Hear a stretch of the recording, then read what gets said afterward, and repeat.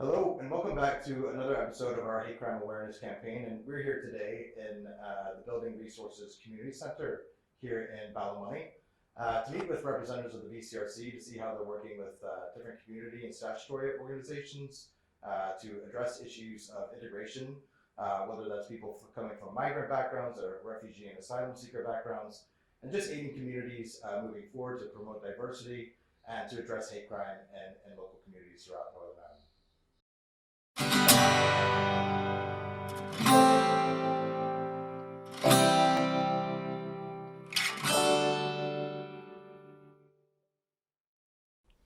Hello, ladies, and thanks for having us here today. Just wanted to see if you wanted to just do a brief introduction of yourselves and your roles here at BCRC.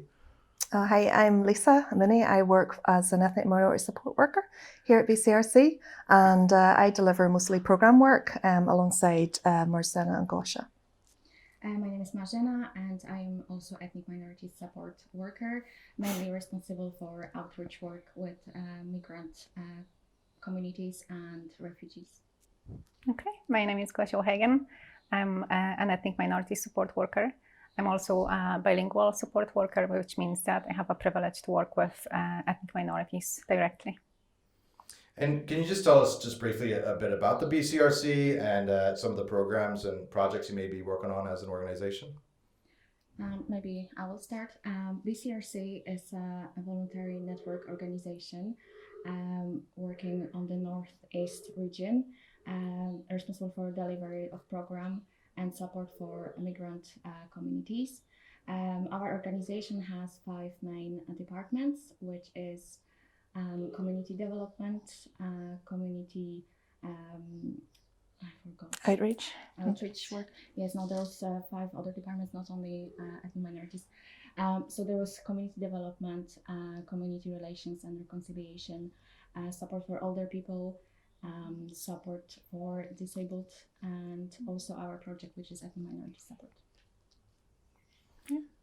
And and can you just tell me a little bit about if you want to dive into your projects a bit more and how they're how your projects work to promote diversity, and then also how they may be working to diminish hate crime and curb hate crime in certain areas? Well, I do a wee bit. Yeah. Okay. Yeah, our programs are quite wide and diverse. We work with a lot of different people from primary school age right up to supporting older people within the community. So we have obviously programs that seek to create curiosity, to really provide that learning, that understanding about ethnic minorities for the wider community and within the ethnic minority community too. So we would have programs like Globetrotters, Connection Cafe, Phenomenal Woman, programs that really seek to have a bit of fun and to have that learning experience where maybe you would describe it as the softer side of culture, where people, for instance, like to try the food, they like to maybe learn a song or a dance, they like to try sports, but really the goal behind that is to increase the capacity within community, the wider community, of understanding and respect for ethnic minorities. So we would have that side of programming, and then we would have just a slightly deeper side as well in terms of the work that we provide with regard to decreasing racism and hate crime through really working with statutory and community bodies to increase their kind of intercultural competency and really look at providing inclusive services, really look at what's going on out there in terms of bringing in diverse practitioners to really provide that platform for minority ethnic voices and also create an idea around that lived experience, because we don't hold that experience here in BCRC. Well, I personally don't anyway.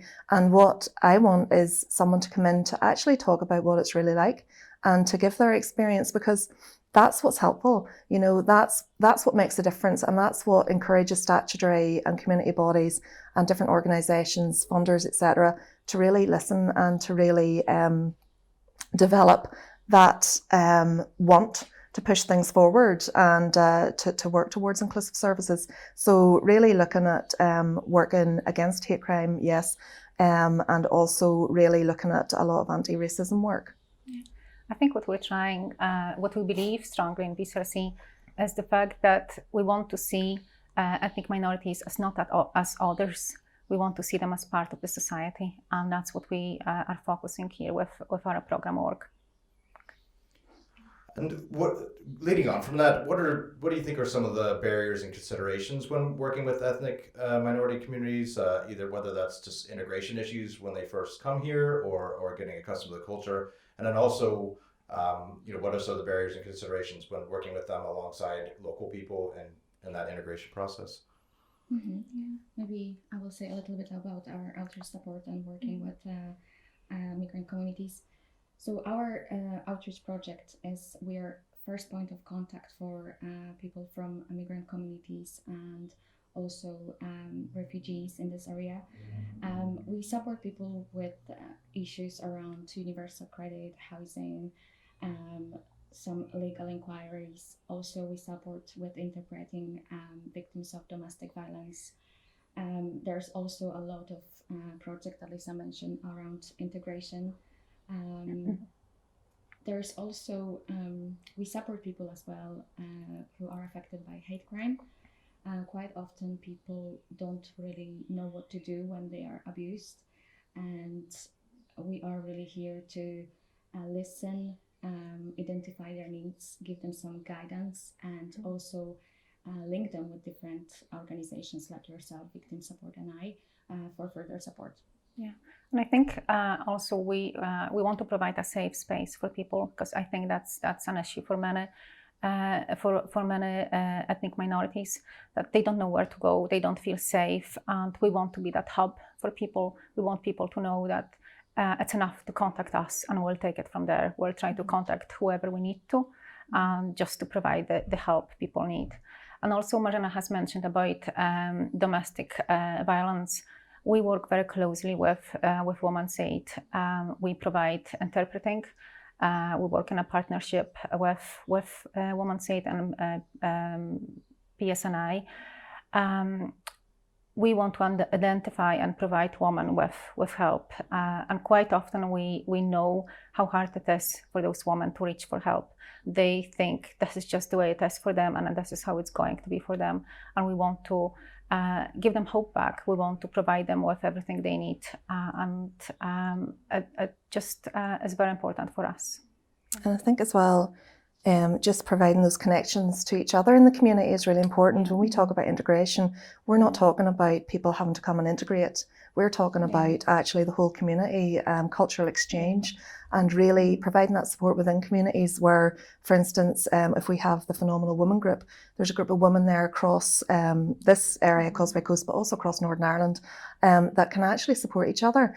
They've learned a bit about each other, and they're actually able to kind of reach out to each other with difficulties and really connect with each other, and connect as well with statutory bodies and the police, because what we need is to work with these statutory bodies. So we work quite closely with the police and with Migrant Centre and I to really kind of look at what the barriers are and how we can break those down, because at the end of the day we have to have the voices coming from our minority ethnic community to really help the police look at what's happening at the moment and how that can be improved as well, because the goal is to increase reporting and to remove those barriers where possible. Yeah, I've always held the view that nothing really productive gets done in the community sector without effective partnerships. Do you want to touch on that a bit more? Do you see that as part of your ethos and what you try to achieve in addressing hate crime and promoting diversity as well? Completely. I mean, it is our ethos. We couldn't provide the work we do without collaboration and partnership, and it's really important to us. Somebody wrote something on Facebook actually yesterday, and I thought it was lovely. And it was about sharing those skills, and it was talking about cross-pollination of skills between groups and individuals. I just thought that was lovely, because we don't all hold all the skills, and we certainly don't hold that lived experience. So we partner with many diverse organisations and practitioners to deliver. So the likes of Belfast Islamic Centre, the likes of BMCA, the likes of the mosque here in Coleraine we work with very closely, but also individuals, individual practitioners to deliver out on programme, and especially on the areas that we just don't hold the expertise. We as an organisation are obviously continually learning as well. So partnering with people and collaborating with people, including statutory and community bodies, is of benefit to everyone, really. Absolutely. I think also, as much as we love celebrating and bringing people together, we don't want ethnic minorities just to be reduced to like one-off festivals, for example. We want ethnic minorities to feel like they are part of the society, and that's they benefit, and they stay with us all the time. They're our neighbors, and we want them to feel like that as well. Absolutely. Yeah. And do you want to just touch on a specific example of a project that you've worked on to address hate crime? Sure, yeah. I mean, what we try and do is kind of link our work. Last year we delivered quite a few hate crime focused pieces of work, but we collaborated all together at the end in a very big conference, which was online. It was on Zoom this year. So we had representatives from a really wide, diverse mix of people. So we would have had funders present, we had the executive office present, we would have had charities, Bernardo's, we had education authority, and we would have had a wide kind of range of community bodies as well. And this programme really focused on looking at beyond words, what we can do. So how do we grow our anti-racism practice, and how do we actually specifically look at how to improve hate crime? In terms of reduction. So we had many different practitioners. Again, it was run over 2 days, and we specifically worked with Magic Bader on small sections of workshops. I think it was 4 in the series, girls, and it was called Communities Without Hate, and it really focused in on hate crime, and it looked at, really, girls, help me out here, because you were involved more with that. What did it cover? Yes, so the workshop with Magic, we had 4 weeks with different organizations as well, and we really cover the hate crime within the community and how we can address this, and Sort of at a grassroots level? Yes, grassroots level as well, and also to understand really hate crime and how to report it as well, and really how to work with people who are obviously affected by hate crime. And what I like, what Maciek said, is really to know your neighbor, which can help really to tackle the hate crime, and just really, I think that's. And it really looked at the impact in the community as well, didn't it? Yeah. And really looking at how communities work together to reduce hate crime. And I know that we had police officers attending that series of workshops, and actually, although they do that every day in their work, what they said was they were getting a different perspective on this, and it was really helpful for them to actually have that lived experience and to have that perspective of someone who's unfortunately suffered with hate crime, to enable them to kind of look at the barriers from that perspective. So during the conference, we invited Magic again to talk to the different bodies, and he was also joined by a number of practitioners looking at different anti-racism areas. So the conference was a huge success, and in terms of bringing forward that anti-racism work, it's really kind of gained momentum now within different organisations as well that have reached out to us now to support them in bringing that work forward. So it's again what you're saying, Michael, about the collaboration. We can grow from small workshops to a conference to really continuing to provide that support for other agencies too. Excellent. And that kind of leads into our last question here is, what do you foresee as the challenges in the future when it comes to promoting diversity and curbing hate crime, as well as supporting communities? Well, I would say definitely Brexit and its legacy. I think since Brexit happened, for some it was like a green light for hate crime. So I think we know from our clients that there's definitely more hate crime happening in the communities, but we also know from them that there's less hate crime being reported, sadly, just because people don't feel confident anymore that they can report it. They feel that this is just the way it's going to be. So we're trying to provide people with the necessary help, and let them know that no, they don't have to accept the hate crime or hate crime incidents, that there is PSNI there. They are ready and prepared to tackle it. And there are organizations like ourselves that are ready to provide necessary support and help. Yeah. Rosanna, do you want to add anything? No, I agree with what Gosha said.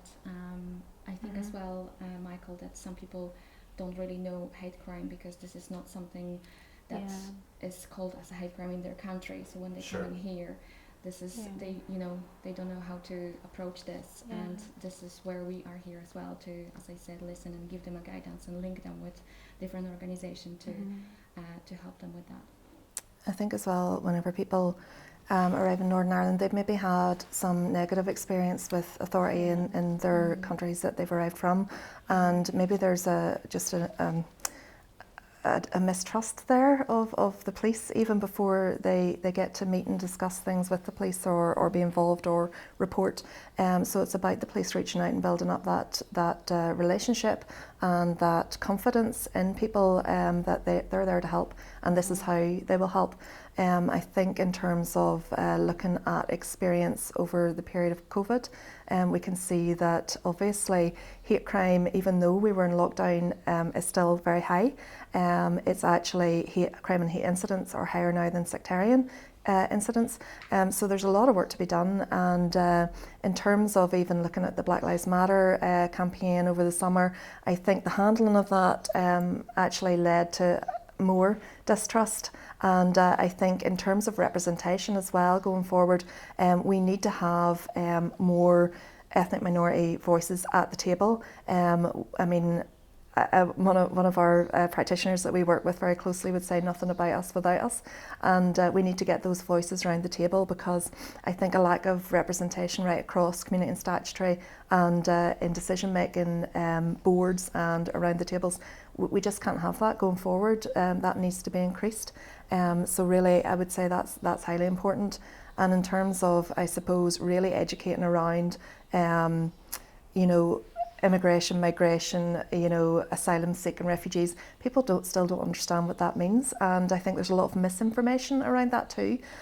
So really getting that education out there and continuing with that as we've been doing as well, and linking in with the other organisations just to ensure there's that cultural competency going forward, because if you have that cultural competency, you will reduce hate crime. You will people will question themselves maybe before they put a hateful comment on social media, or before they say something to someone, or before they make that assumption. So it's just continuing down that line of work, and we're determined to do it. So we'll keep going, and basically we're here for the community, so definitely come and speak to us at any time.